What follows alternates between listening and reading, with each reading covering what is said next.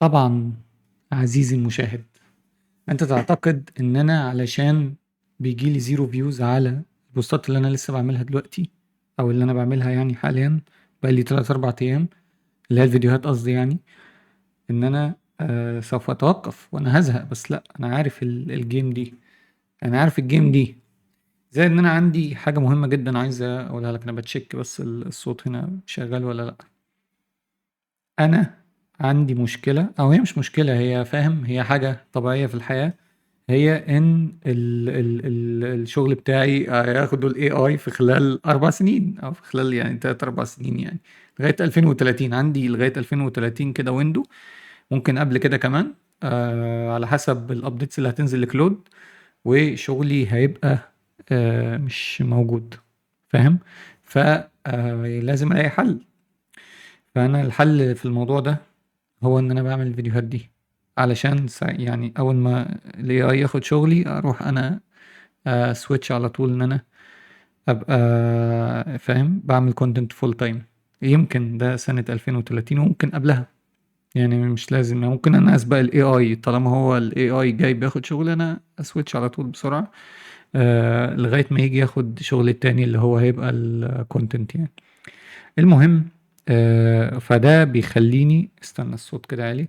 فده بيخليني not worried at all من ان انا اجيب زيرو فيوز على شفت انت، بص على اخر 4 فيديوهات تلاقي اولموست زيرو، يعني او مش زيرو، literally زيرو يعني.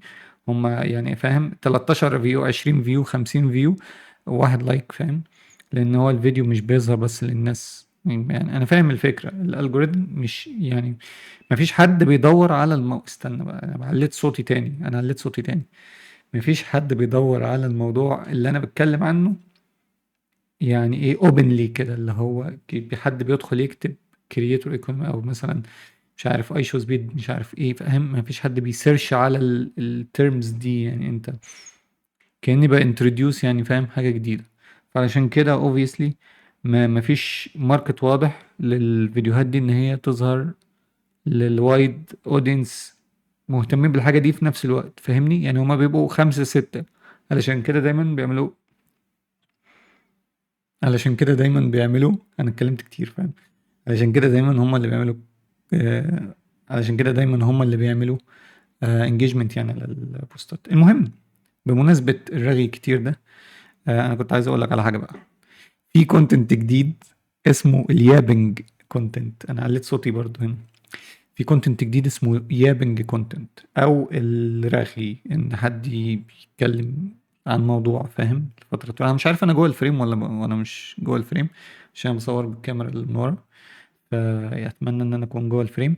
فالمهم، في كونتنت جديد اسمه يابنج كونتنت، ان انت زي بالظبط زي كده بتفتح الكاميرا كده زي ما انت شايف بالظبط، ومفيش اديت ومفيش اي حاجه. ممكن بس لو انت مشترك في دافنشي، دافنشي ستوديو عندك، يعني اشتريت دافنشي ستوديو، او عندك اي ابلكيشن تاني بيعمل لك سبتايتلز،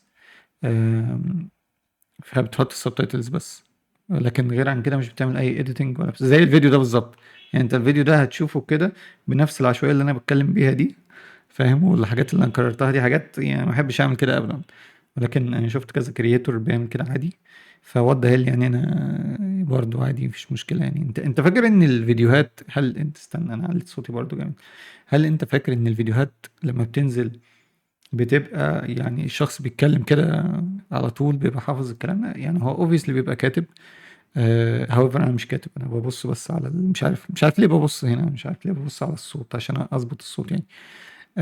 لا مش بيبقى يعني هو بيبقى كاتب بس هو بيتلخبط كتير. فاهم؟ حتى كان في فيديو هحاول دلوقتي بقى حتة الايديتنج الوحيد دلوقتي، كان فيديو اللي هو مستر بيست وهو بيتلخبط وهو بيتكلم. فاهم؟ في الفيديو اللي هو يعني هو حرفيا عامل 100,000 مليون فيديو، ولكن هو بيتلخبط عادي وهو بيسجل، وانا برضو عادي مفيش مشكلة.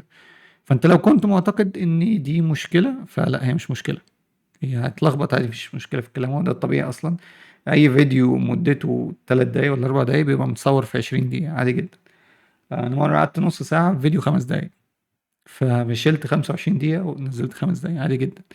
فهو ده اللي انا كنت عايز اقوله. والفيديو ده برضو هيجيب زيرو views ليه؟ لأنه 5 دقايق فأنت مش حاجة قصيرة، مش أقل من دقيقة، فمش يعني مش هيجيب قوي على مثلا تيك توك. على يوتيوب هيفول كده في منطقة، انت عارف يوتيوب عايز حاجات فوق ال10 دقايق، فوق ال15 دقيقة كمان، فهو هيجي في منطقة كده اللي فوق الشورتس واقل من ال10 دقايق، فبرضه مش هيريكومندو لحد.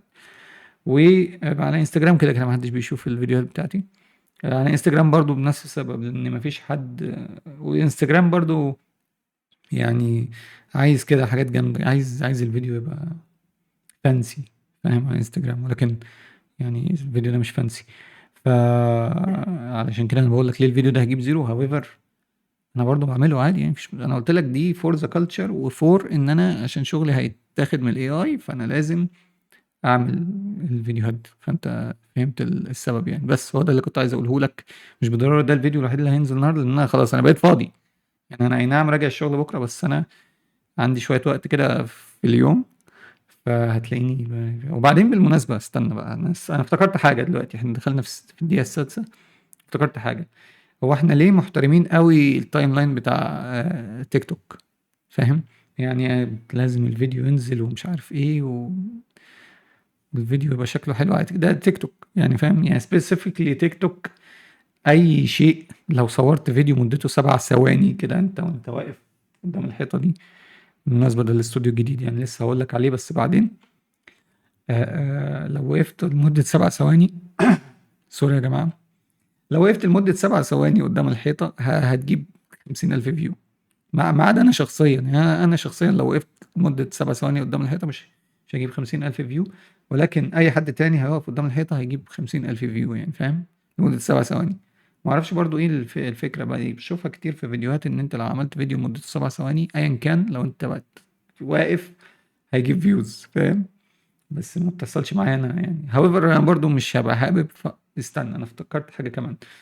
انا مش هبقى حابب ان ده يبقى هو الفيديو اللي يبقى الاوتلاير بتاعي مثلا يعني. انا ما بحبش ان انا يكون عندي مليون فيوز من فيديوهات عبارة عن مش عارف بوينت اوف فيو، وانت ماشي في الشارع مش عارف تقابل ناس.